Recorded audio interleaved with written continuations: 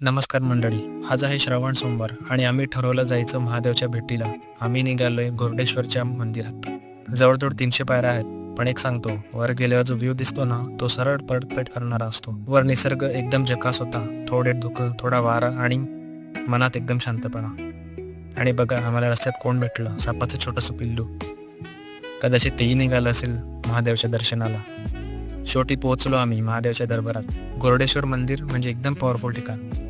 गुफेतलं शिवलिंग आणि आत गेल्यावर मिळणारी शांतता, बोलायला शब्द कमी पडतात. थोड्या वेळ बसून ओम नमः शिवाय बोलताना मन खरोखर शांत झालं.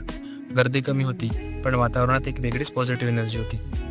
डोंगर, पावसाचं पाणी आणि दूरवरचा शहराचा लुक. जर वेळ मिळाला तर नक्की ते व्हिजिट करा.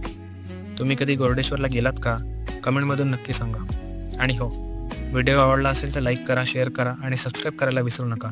चला तर भेटूया पुढच्या ट्रिपमध्ये. ओम नमः शिवाय.